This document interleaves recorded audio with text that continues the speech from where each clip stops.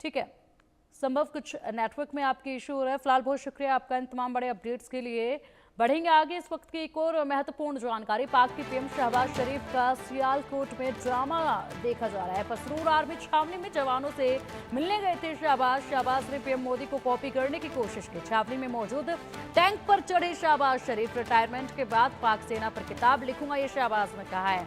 अब देखिए, वाकई में तरह तरह की वीडियोस निकलकर सामने आ रही हैं जिस पर बिना सर पैर की बातें की जा रही है। और अब इसमें ये एक वीडियो देखिए, एक वीडियो सामने आया है। शहबाज जब पहुंचे हैं यहाँ पर अपने जवानों से मिलने के लिए, वाकई में नकल करने में बेहद आगे है पाकिस्तान, उसकी सरकार, उसकी आर्मी। और यहाँ पर देखिए किस तरीके से शहबाज शरीफ जो है सीधा टैंक पर चढ़ गए हैं, जीना लगाकर, सीढ़ी लगाकर टैंक पर चढ़े हैं।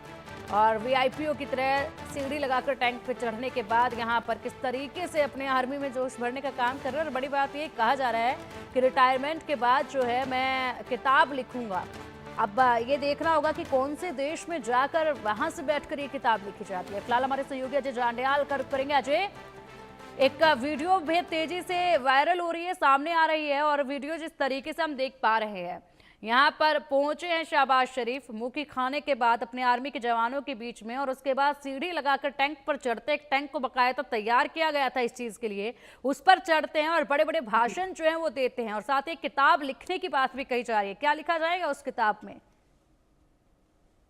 देखिए, किताब में सच्चाई तो वो लिख नहीं पाएंगे, क्योंकि जिस तरीके से अब न्यूयॉर्क टाइम और बाकी तमाम जो बड़ी बड़ी एजेंसीज हैं उन्होंने ये छापा है कि किस तरीके से पाकिस्तान को 4 दिनों में भारतीय सेना ने, एयरफोर्स ने धूल चटाई है। उसके बाद भी अगर किताब लिखने का मादा रखेंगे तो उसमें कम से कम सच्चाई तो नहीं लिख पाएंगे।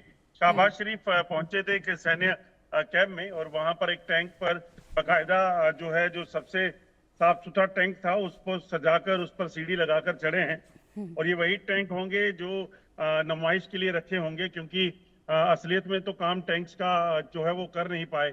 और इन टैंक्स के जरिए अगर शहबाज शरीफ ने जो है वो टैंक चुना है तो उसके पीछे की वजह एक और भी होगी, क्योंकि इन्हीं टैंक्स की मदद से पाकिस्तान ने मासूम निहत्थे लोगों को पुंछ में, राजौरी में, जम्मू में जो है वो निशाना बनाया था, जिसमें लगभग 20 के करीब लोगों की मौत हुई है। तो ये वजह हो सकती है, क्योंकि टैंक ही इनको सहारा दे गया, जिसमें इनको अगर सिविलियन को मारने में जो है वो सफलता मिली।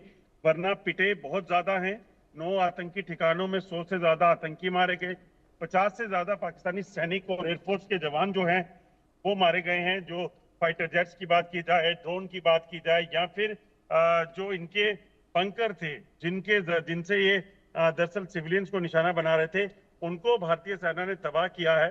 और वो कहीं ना कहीं किताब में अगर खुलासा करें तो वो ठीक होगा। और पिंकी, दूसरी आपने एक बड़ी अच्छी चीज कही कि कौन से देश में जाकर किताब लिखेंगे, ये बड़ा सवाल है, क्योंकि पाकिस्तान का कोई भी प्रधानमंत्री आज तक अगर वो कुर्सी छोड़कर एक तरफ हुआ है तो या तो वो जेल होता है या फिर किसी और देश में भागकर जो है वो अपनी तड़ीपार हुआ होता है। तो यही चीज इनके साथ भी होने वाली है।